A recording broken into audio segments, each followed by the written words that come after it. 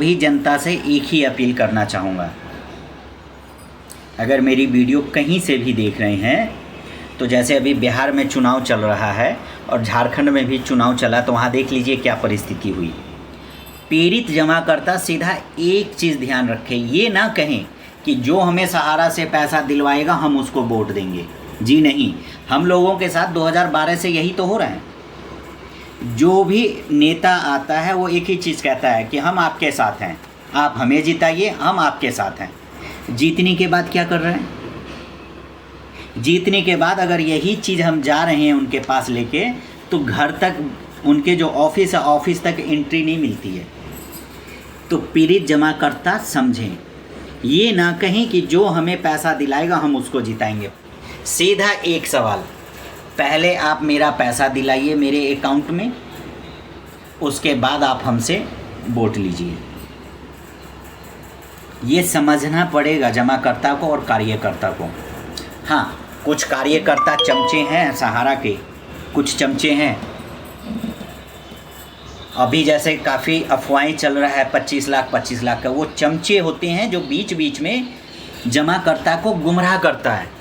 25 लाख का भी अफवाह चल रहा है, सब भी एकदम जितने जमाकर्ता हैं वो ये हो गए कि अरे भाई अब तो 25 लाख मिलने वाला है। लेकिन वो इस बहाने से आप लोगों को 4-6 महीना के लिए और डिले कर दिया, या जैसे अभी बिहार में चुनाव है तो आप लोग इसी में रहेंगे और जाएंगे और उन सभी को जिता देंगे। तो इस चीज़ को समझो। ऐसे सिर्फ लॉलीपॉप दिया जा रहा है, पोर्टल का बहाना, अमाउंट भी नहीं बढ़ा, 50,000 भी नहीं मिल रहा है। 50,000 से ऊपर अगर किसी का पैसा है तो डेफिशिएंसी उसका इतना भेज दिया गया है कि वो डेफिशिएंसी ही अभी तक क्लियर करने में लगा हुआ है, और सरकार ये कहती है कि हमसे कोई पैसा लेने के लिए नहीं आ रहा है। 5,000 करोड़ रुपया देने में सरकार को 2 साल लग गया, वो भी सिर्फ 50,000, 10,000, 2,000, 3,000, 500 रुपये जिसके जमा है सिर्फ वो पैसा देने में। ये है सरकार, ये है CRC रिफंड पोर्टल की कहानी। तो इस चीज़ को समझो आप लोग।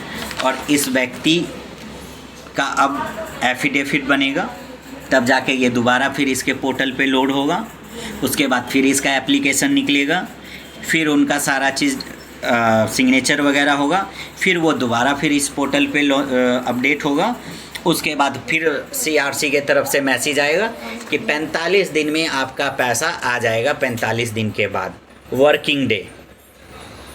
अब फिर इसमें कोई कमी होगा तो फिर ये 5 महीना लगाएगा पोर्टल। अब ये व्यक्ति है सरकार और सहारा की मंशा। तो आप लोग समझिए फ्रेंड्स, हर एक चीज़ को समझिए।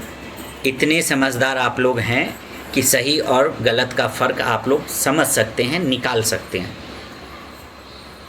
अगर अब भी आप लोग नहीं समझेंगे तो कब समझेंगे? ये सिर्फ गुमराह किया जाता है। और गलत क्या है? 2012 से दोनों ही, सरकार भी हम लोगों को गुमराह कर रहा है, सहारा तो कर ही रहा है। बीच में फिर CRC रिफंड पोर्टल आया, उसमें भी हम लोगों को लॉलीपॉप दिया जा रहा है। कस्टमर जो है वो सबसे बड़ा गुनहगार है, जो गुनाह करके बैठा हुआ है वो सबसे बड़ा एकदम बढ़िया इंसान है। वो इसमें पैसा जो जमा किया वो सबसे बड़ा गुनहगार है। तो सही और गलत का फ़र्क आप लोग समझें और समझने की कोशिश करें और सही डिसीजन लें।